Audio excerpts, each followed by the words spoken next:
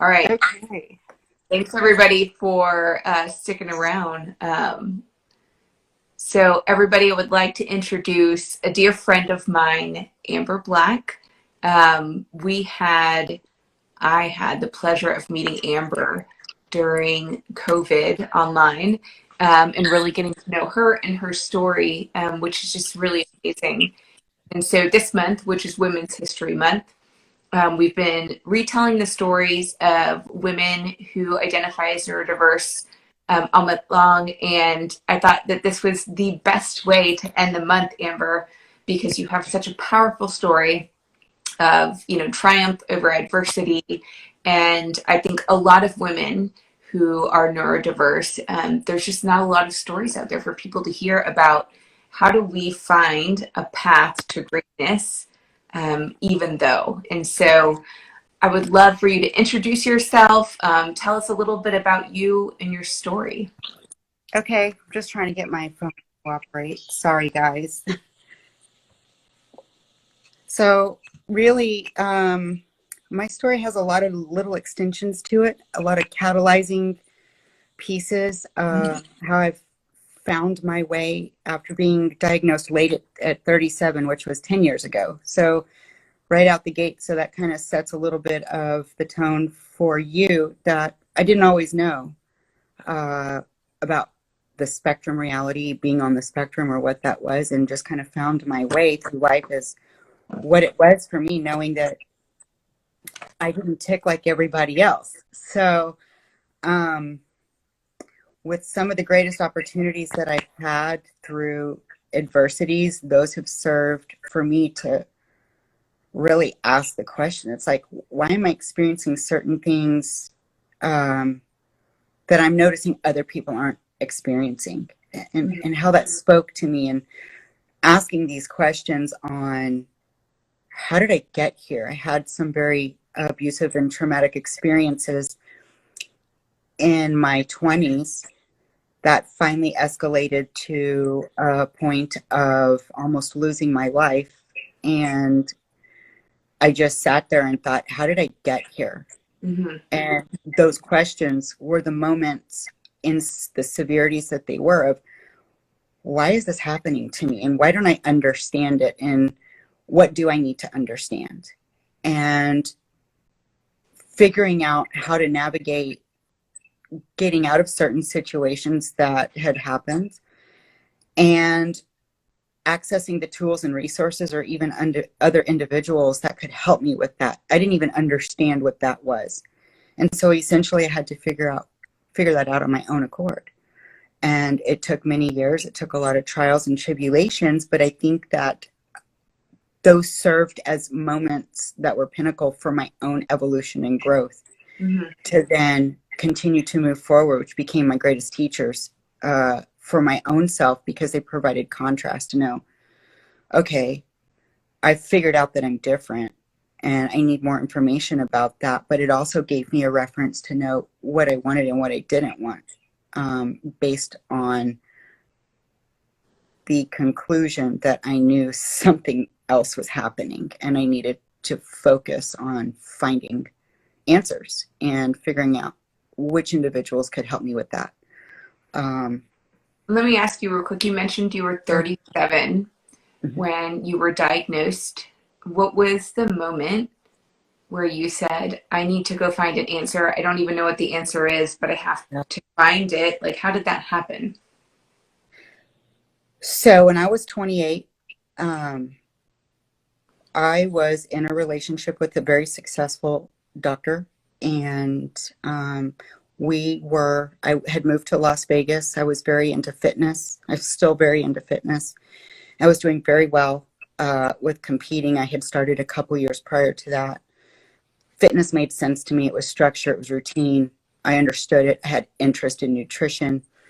And we had just left a nice dinner at the Luxor, and before I knew it, I found myself sitting on the strip with a pistol to my head out of nowhere. I was in the driver's seat, and I had to just sit there and think, what just happened? I didn't even see it coming, and I didn't even realize that the person sitting next to me who I thought cared about me was capable of this. And that's what was happening. And so I immediately, that was one of those deep moments where it was like, how did I get here? What's happening? How do I survive this moment? And then from there, really figuring out how I wouldn't have even seen the signs to know that that wasn't somebody that I should have been around to begin with, because the signs were there looking back now. That was one of those moments. And I had to figure out and educate myself on what are those red flags, how to see, how to navigate life when life is very different in the interpretation that it is in those defining moments. That was one of those. And at the same time, I was also battling a really serious health crisis. And so we just have sometimes one of those moments where bam, bam, bam, things hit to really hit you to where you think it's like, what's happening? Yeah. Why? And this isn't okay. And that's what I knew. That's as much as I knew. The rest from there, in that time, I didn't know how I was going to navigate. I didn't know the severity of what that was really about.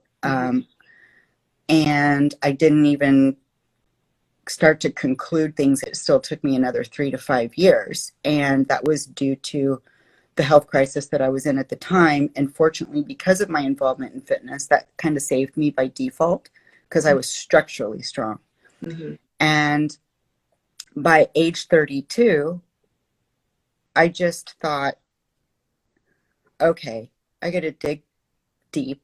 And that's what I did. I chose to sign over everything and cut my losses and start over. And I didn't know what that was going to look like, but I knew I had 2 options. It was either you're not going to make it or you can cut your losses and try. And that's what I did. I cut my losses and I tried. I love that. I love that I didn't give up. You didn't give up. And now, in my opinion, you're the picture of success.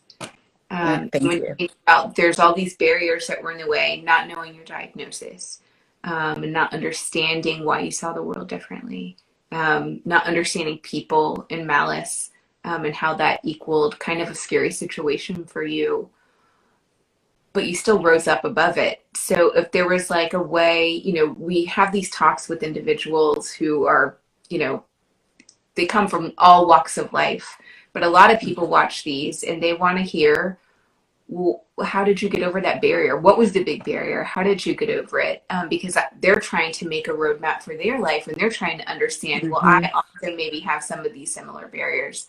So what got you over it, and what was like the big barrier? Was it misunderstanding? Was it the people around you? It's a combination of both, actually. And what happened to me at 32 was, it was like this moment of, I was in survival, so I didn't have an opportunity to heal from what had happened, in addition to not understanding. I didn't even know about all of that, to be honest. It was like, I just got to survive. So I got a job, tried to get back on my feet in the best way possible, and I focused on that. And I told myself, I'll never forget it, it was like, you're going to get back on your feet. You're going to get answers as long as it takes. And it actually took 5 more years until age 37. And through that time, I did, I got an apartment. I was going through unbelievable amounts of medical evaluations because my nervous system was so traumatized from what my 20s had brought on, that my endocrine system started to fail. And I'll never forget it. I was sitting with my endocrinologist and she just said, tell me about your life. And as I did, she was like, well, your body's in complete survival and it's shutting organ systems down because of what's happened. And I had never even heard that before. I was like, what? So that was about age 33. But I knew something else was different about this because it was how my thought process worked. And as I listened to her and I was processing information, I still understood that I was hearing her differently, because it was like everybody else understood, but why didn't I? Or at least in the way they did. And that's when I kept seeking out help, and none of the doctors could help me. They couldn't figure it out. But one of the reasons why was they weren't looking at it like, oh, maybe she's on the spectrum, because I was an adult and that's been stereotyped as a childhood diagnosis. So they had tested me for everything under the sun, which was a financial crisis for me by then, trying to get back on my feet at the same time without any answers. And finally, I found an amazing doctor that did diagnose me at 37, and it was so clear to her.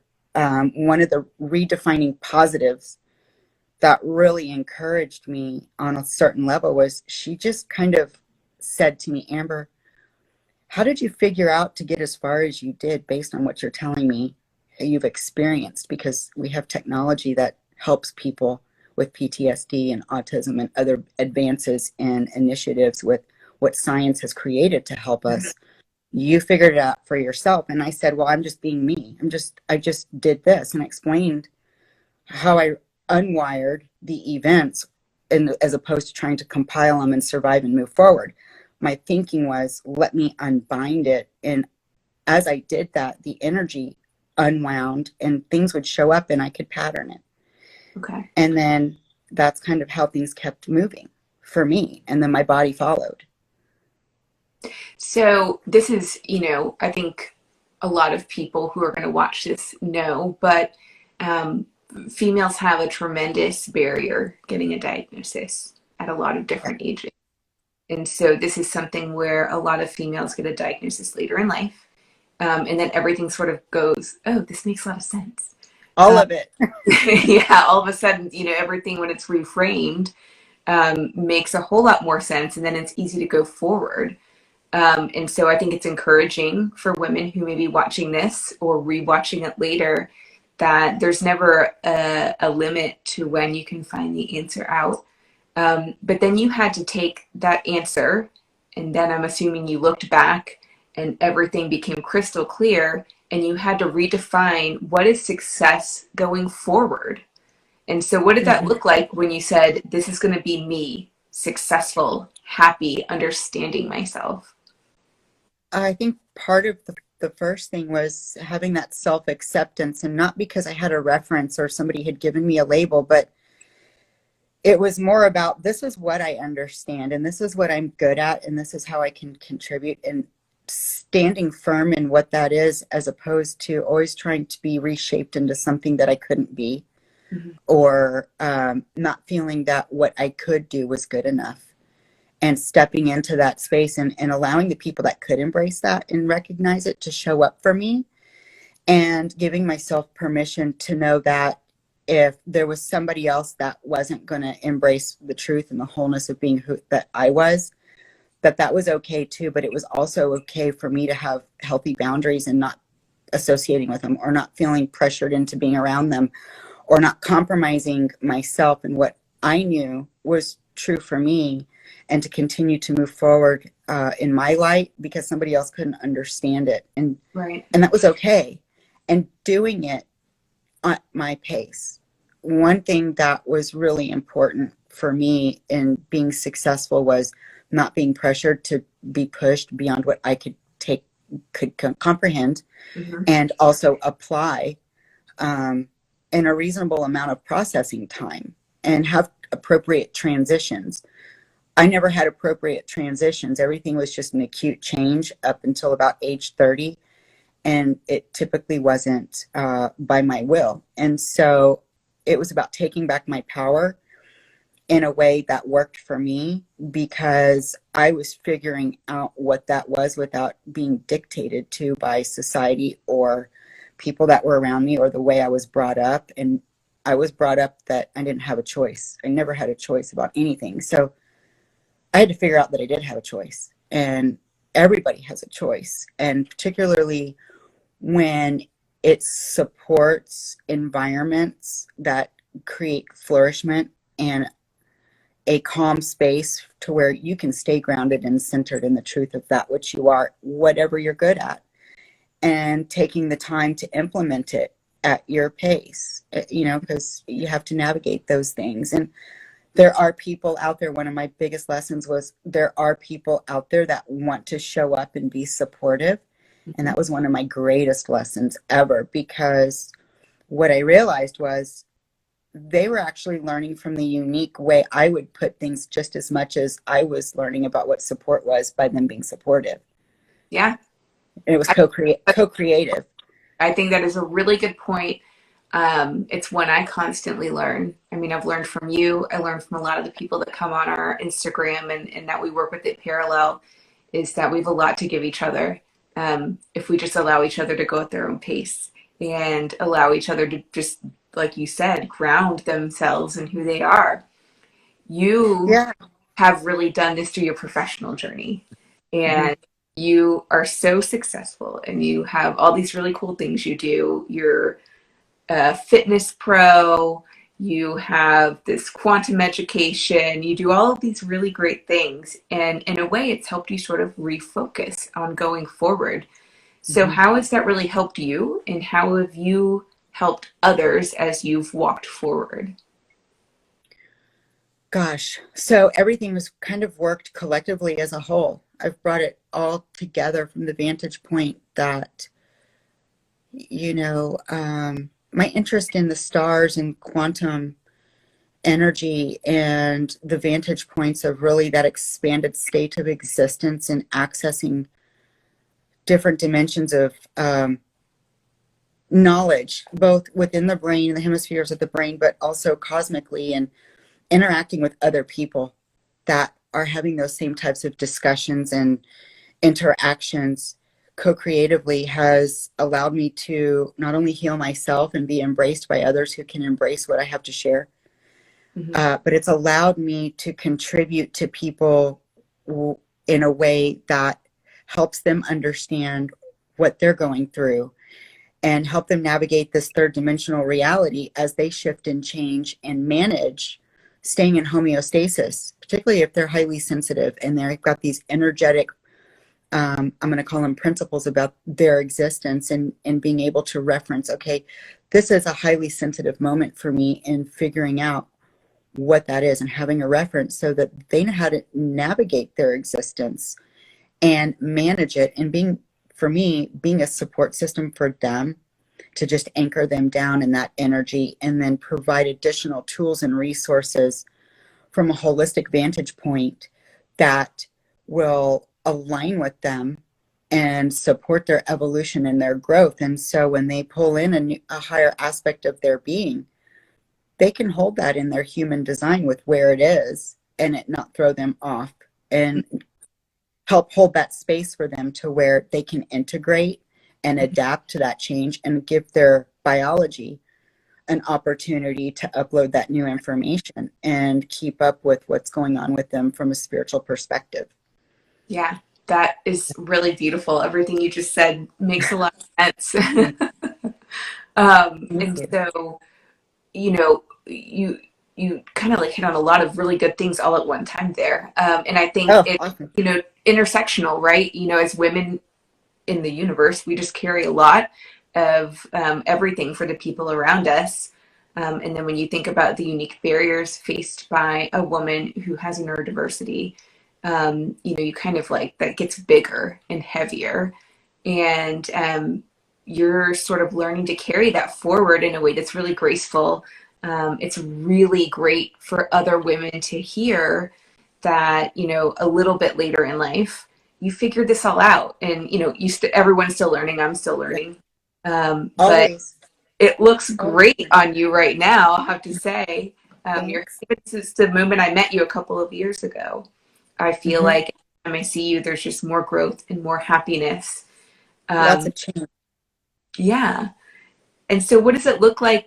What's next for you? You've established yourself. You are becoming the person you want to be. And so what does that look like going forward?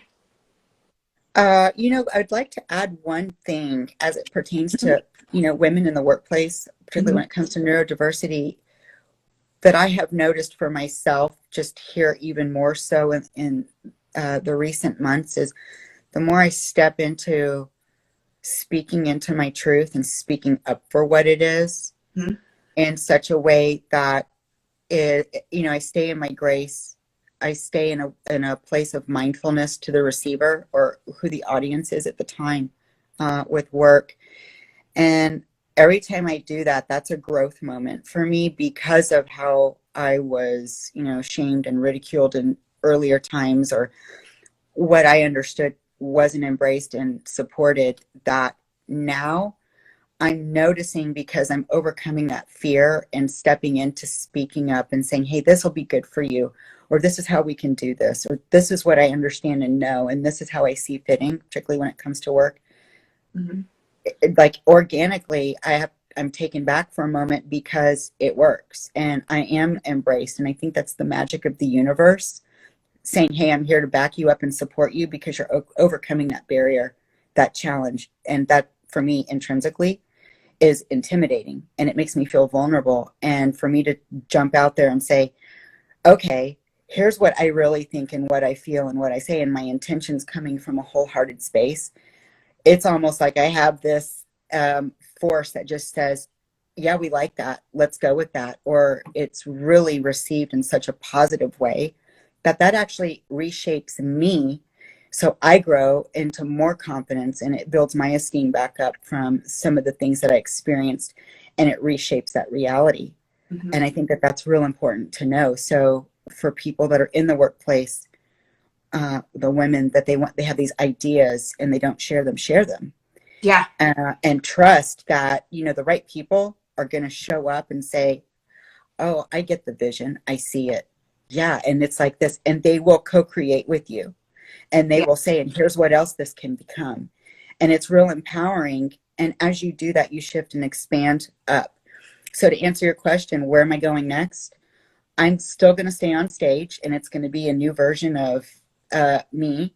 It's still fitness, but it's a different platform. So that will be on the horizon in a new way. It's a more feminine fitness presentation and showcase. So definitely stay tuned for that. I'm hoping this summer will be the first initiative out on getting back into, the showcases that you guys can definitely watch. And for me, getting into the quantum perspective of the holistic journey, Mm-hmm. and providing tools and resources, education that people need to continue to grow and expand, and understand that every time they expand their energy and they integrate a higher aspect of themselves, they're going to do the same thing in their human design. And that's the evolution of where we're going with humanity right now, and provide the understandings of what they need that's specific for them.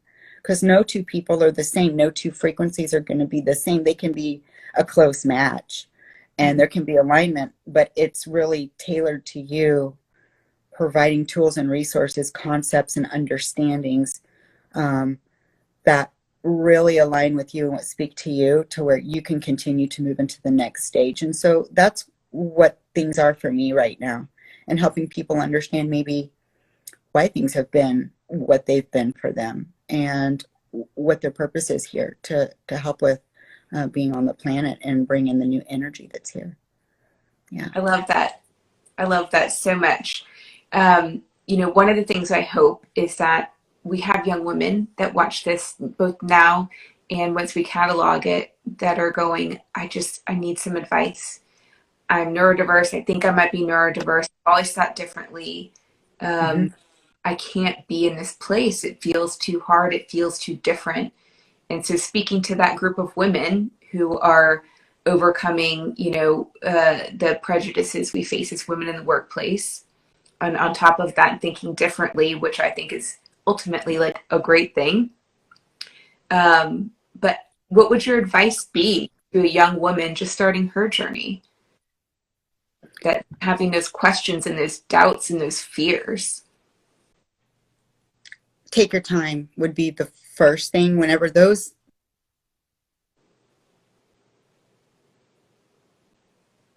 Amber, we lost you for a second. I can't hear you.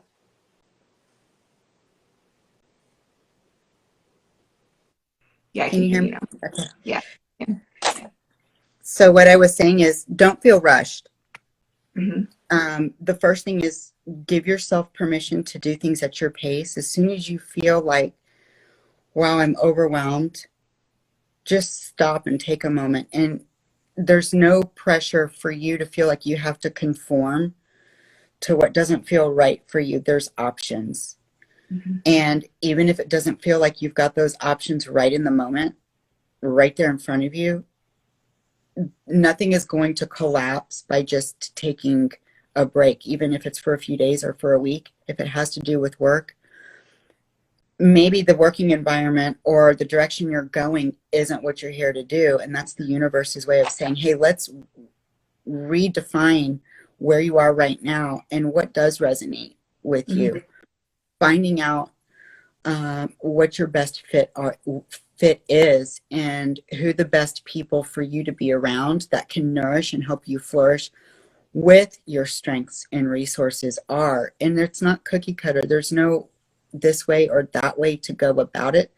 Mm-hmm. So try not to feel like you're stuck in it being systematic, and step back and just look at it. But don't give up. That's one thing. You know, if you feel defeated, don't give up.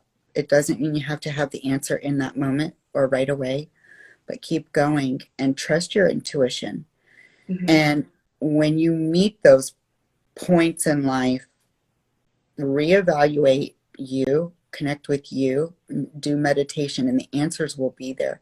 And the universe will orchestrate the right people to show up for you.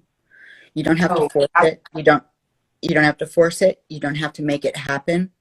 It may not be like right that moment or within the next day, but if you just stay in a place where you're open and allowing, you'll find your way. Just keep your energy in a place of openness and allowing, and don't shut down. Mm-hmm. Don't retract back. I can tell you there's many times it's like I have this friend, she said, Amber, you've locked yourself into the vault. You're like all the way down in the bank vault. And she was right. And it was because I was scared. It was because it was just too much. I couldn't process on the rate and level that I was feeling that I needed to keep up with a lot of the demands. And when I backed out of that and I gave myself to come forward at my pace, on my level, in the stages and the waves that I was open and allowing, things started to shift and change. But I had to be the boss of what that was for me, Mm-hmm. and not somebody else. And that's where I really started to expand.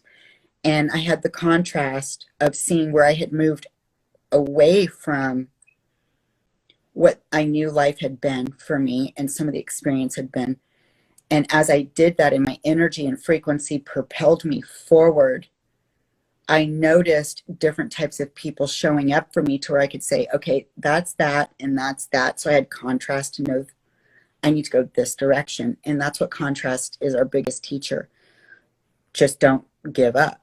That's the one thing. You don't have to have a timeline, but just stay in the game. Yeah, I think that's excellent advice. I think that is probably the best advice anybody could probably get, honestly. Just don't give up. We've had a lot of people pop in that want to connect with you. And so Okay, would you mind giving out your website and how sure. people could get in touch with you? My website's my name, amberlynnblack.com, and it's Lynne. You can also email me at amberblackfitness@gmail. That's an open email. Feel free to contact me if I can be of help in any way. Ask me some questions, or if I can guide you. Definitely shoot me over an email. Those are the best two ways to find me and learn more about me. You can email me through the website as well. Great. Yeah, we had some people, we had a couple people pop on and say they wanted to talk to you about some ideas. We had somebody from Finland pop on. So Awesome. very cool to see everybody. Hello, thanks for coming by. And I'm almost positive, Amber, we're going to have you back on to talk about some other things in the future. But I really, really appreciate you coming on and giving your testimony about what it means to be a woman with neurodiversities in the workplace, overcoming Mhm. challenges, moving forward with grace, and just being a really good example for people who are just starting out on that journey. So thank you Yeah. so much. I really Thank appreciate you. you. Thank you And for thanks having me. everybody for stopping by today. Have a good one. Bye.